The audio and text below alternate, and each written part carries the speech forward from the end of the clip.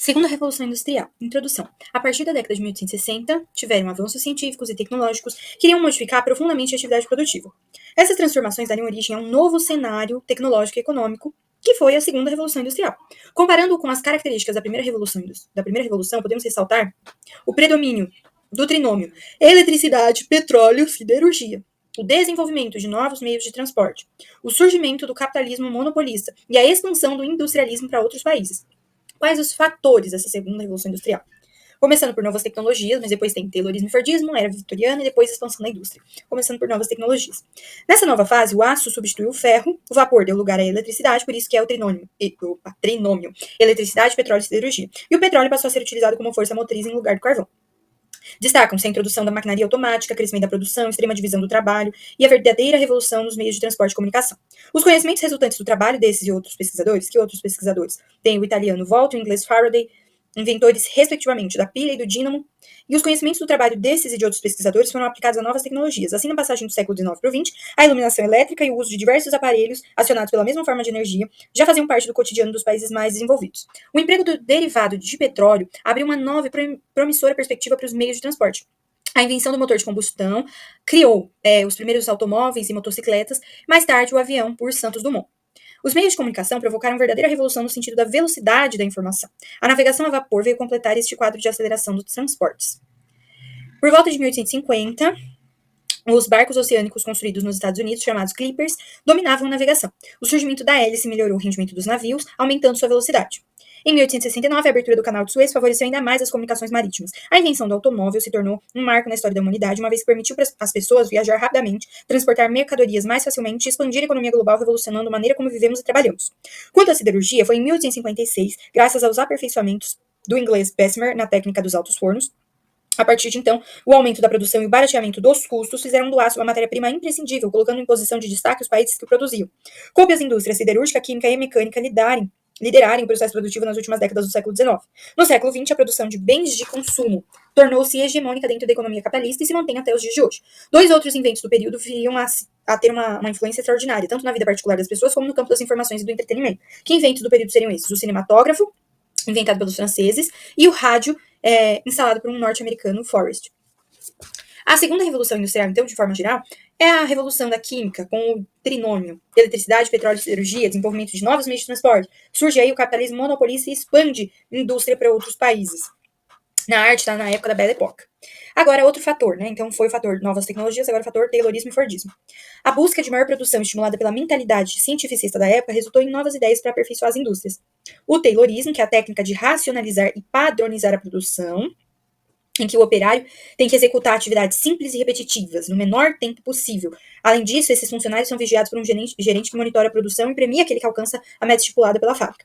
E o Fordismo? O Fordismo segue a mesma lógica do Taylorismo, mas introduz a linha de montagem. Na fábrica de automóveis, criada por Ford, foi introduzida uma esteira que transportava o produto ao longo da linha de montagem, evitando o deslocamento dos operários. Assim, otimiza a produção e os trabalhadores ficam presos ao tempo da máquina. E a Era Vitoriana, que é outro fator da Revolução Industrial. Bom, a Rainha Vitória, era vitoriana, então, Rainha Vitória, sucedeu o Guilherme IV, que reinou na Inglaterra.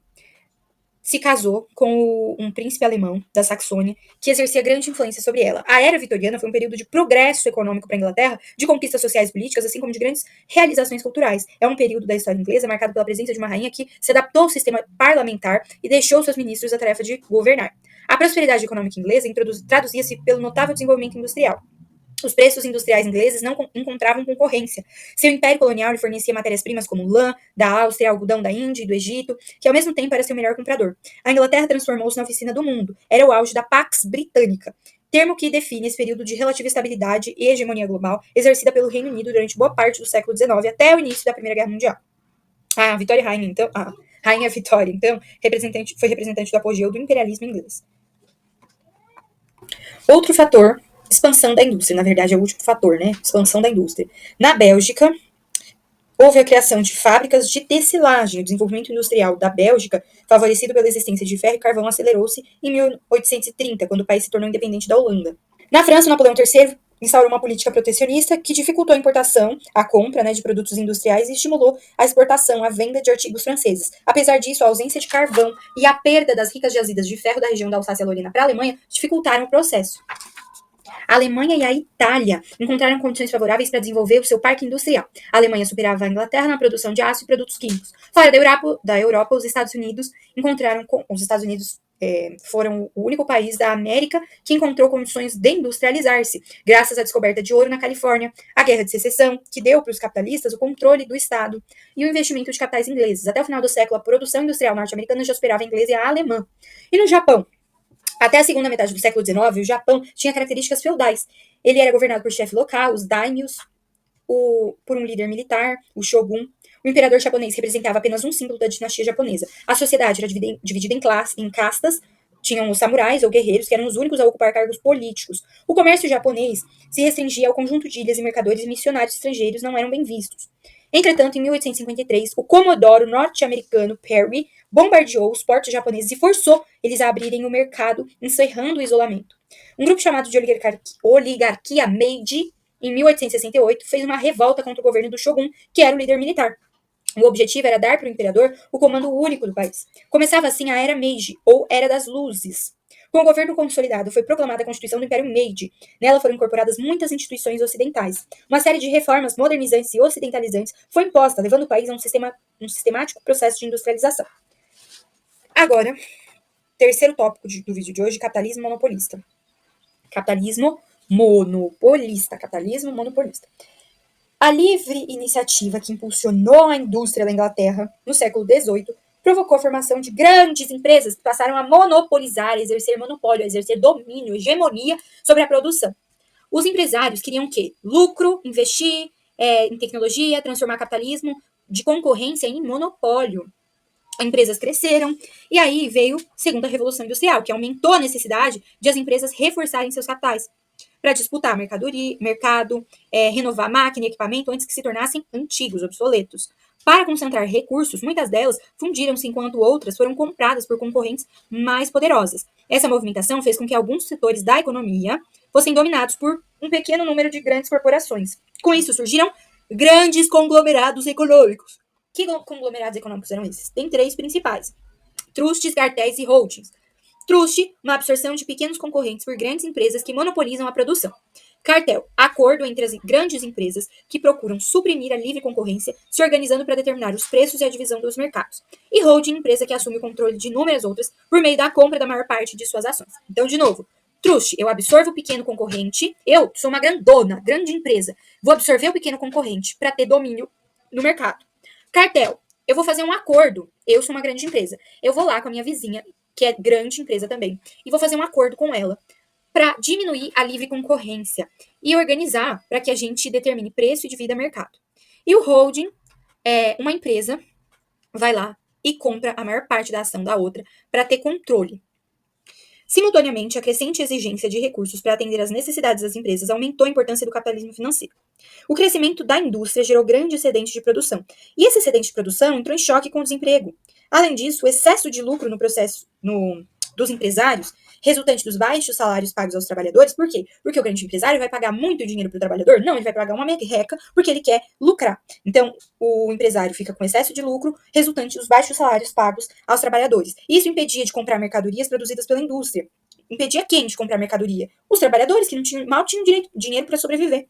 Essa foi a primeira grande depressão do capitalismo, iniciada em 1873 e só terminada em 1896, quase 20 anos depois.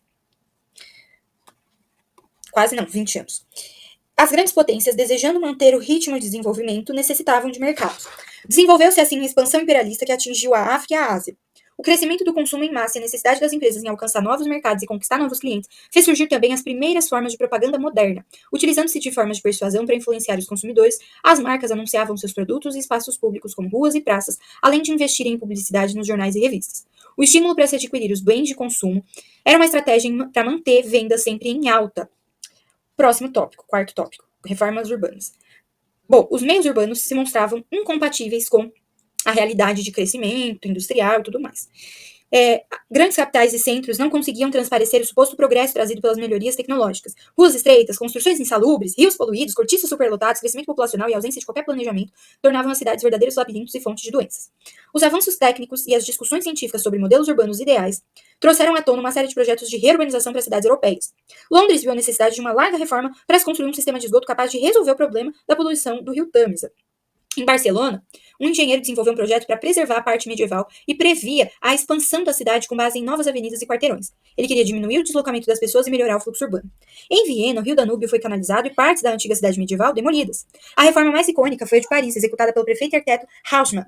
A nova cidade nascida da reforma valorizou o passado glorioso revolucionário e embelezou ruas e avenidas. O Art Nouveau foi um estilo artístico nesse contexto, decorando os prédios de poucos andares localizados ao longo da avenida Champs-Élysées, e as festas realizadas nos bares e restaurantes espalhados pelas calçadas criavam o perfeito clima da Belle Époque francesa.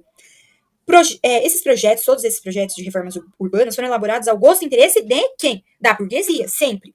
O operariado pouco desfrutou das benesses do remodelamento das cidades, sendo sempre marginalizado durante e após o processo. E, por fim, as exposições científicas. Uma faceta emblemática do notável progresso tecnológico proporcionado pela civilização industrial foram as exposições internacionais, a maioria das quais organizada na segunda metade do século XIX.